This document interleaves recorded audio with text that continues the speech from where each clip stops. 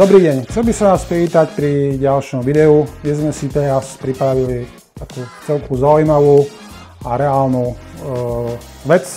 Budeme sa rozprávať o nanášaní interiérových fasádnych farieb pomocou striekacieho zariadenia od firmy Wagner. Ako si môžete všimnúť, tak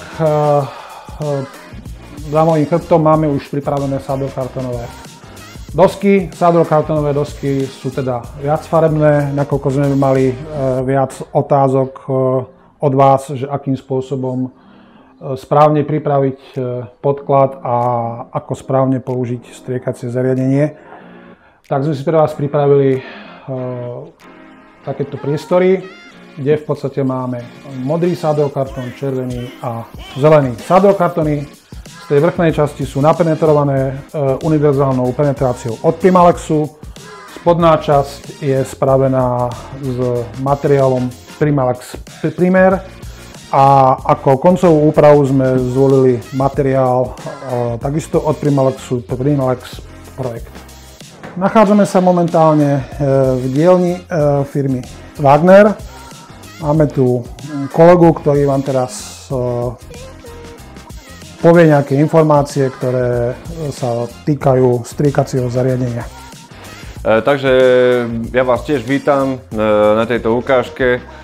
Dneska budeme striekať so zariadením Wagner Superfinish 23 Pro. Je to profesionálna membránová pumpa, ktorá vie aplikovať takmer všetky materiály od Primalexu.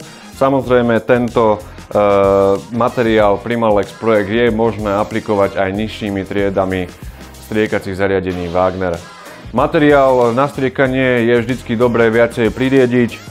Momentálne budeme Primalex Projekt riediť 10% vody. Tlak nastavíme na 120 až 130 barov a budeme striekať s tryskou HEA 517. Momentálne nariadíme farbu. Samozrejme je vždycky dobré si aplikáciu vyskúšať mimo danú stenu, niekde na nejaký skúšobný sadrokartón, kde uvidíme, aký ten rozstriek je.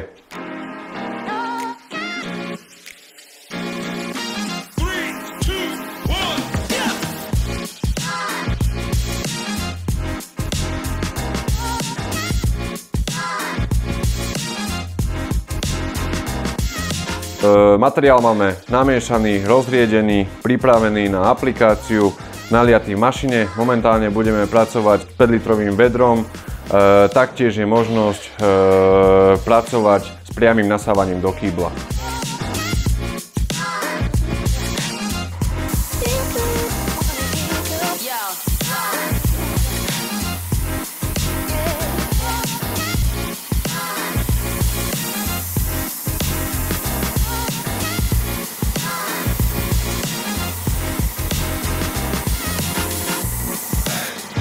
Takže stena po prvom nástreku vyzerá takto. Samozrejme, vždycky odporúčame robiť druhý nástrek. Čiže najprv sa to nastrieka z hora dole, následne do kríža zľava doprava. Tým pádom dosiahneme dve vrstvy. Budeme dneska demonštrovať krivosť farby odtrhnutím pásky, čo uvidíte na konci.